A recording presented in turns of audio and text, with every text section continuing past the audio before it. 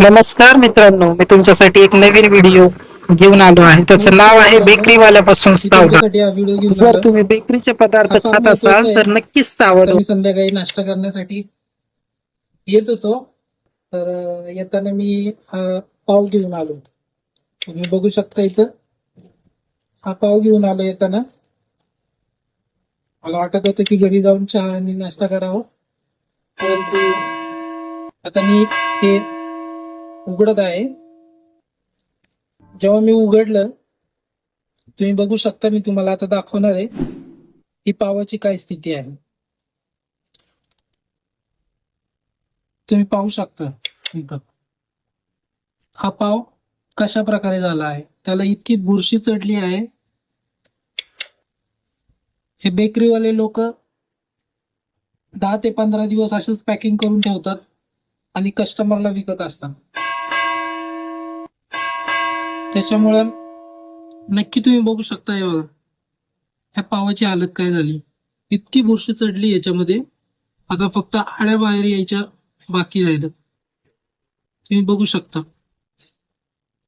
मी त्या बेकरीवाल्याला तरी विचारलं की हे ताजे पाव आहेत का. तो म्हणला हो, आत्ताच बनवलेले पाव आहेत, तुम्ही घेऊन जाऊ शकता. पण घरी आल्यानंतर ना ही परिस्थिती तुम्ही बघू शकता. तर मित्रांनो, नक्कीच तुम्ही जे बेकरीतल्या कोणत्याही वस्तू घेत असाल तर नक्कीच बघा आणि मग घ्या. कारण हे बेकरीवाले लोक किती दिवसाचे तरी करून ठेवतात प्लॅस्टिक मध्ये, हवा बंद असतात ते, आणि त्याच्यामध्ये अशा प्रकारच्या बुरशी चढतात आणि हे खाल्ल्यानंतर ना आपल्याला विविध प्रकारचे रोग रोग येतात आपल्या शरीरामध्ये. पोटदुखी किंवा जुलाब लागणे, या सगळ्या वेगवेगळ्या प्रकारचे रोग आपल्या शरीरामध्ये येतात. आणि याच्यामध्ये काहीच तुम्ही बघू शकता की ती पूर्ण याच्यामध्ये हिरवेपणा आला आहे, शेवळपणा वरती आलेला आहे.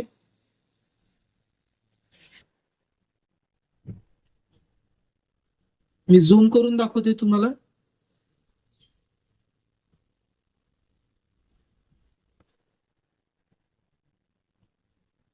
नक्कीच मित्रांनो, हा फार म्हणजे पूर्ण नासून गेलेला आहे हा पाव. तरी पण लोक सरसचपणे याची विक्री चालू आहे. फक्त ह्या पावाबद्दल मी सांगत नाही, वेगवेगळ्या प्रकारचे केक, आपण तर केक बघत सुद्धा नाही की आतमध्ये काय आहे. परंतु आपण डायरेक्ट बर्थडे असल्यामुळे आनंदाच्या खुशीमध्ये आपण कापतो, तसंच खातो. लहान लेकरांना पण लहान लेकरांना पण चारतो आपण. परंतु हे नक्कीच बघा, त्याची पडताळणी करा. आतमध्ये कशा प्रकारे पाव आहे, त्याला बुरशी लागली आहे का, तो पाव सडला आहे का, त्याची शहानिशी करा. तर या व्हिडिओमध्ये मी नक्कीच सांगेल. आणि आता मी तक्रार करणार आहे, त्या दुकानदारालाही तक्रार करणार आहे की अशा प्रकारे पाव ठेवत नको जाऊ बाबा. कारण हे लोकांच्या आरोग्याशी खिलवाड केल्यासारखं आहे. मित्रांनो, नक्कीच पहा, या अशा प्रकारचे पाव आपण सुद्धा खातो. लहान मुलांना आपण दुकानामध्ये पाठवतो, आणायला सांगतो. लहान मुलं बघत नाही, काही नाही, डायरेक्ट येऊन घरी आल्यानंतर लगेच खायला सुरुवात करतात. परंतु तुम्ही सृजन नागरिक आहात, तुम्ही चेक करा आणि नंतर लहान मुलांना खायला द्या. तर हा व्हिडिओ एवढाच होता. नमस्कार मित्रांनो, पुन्हा भेटूया पुढच्या व्हिडिओमध्ये. तुर्तास नमस्कार.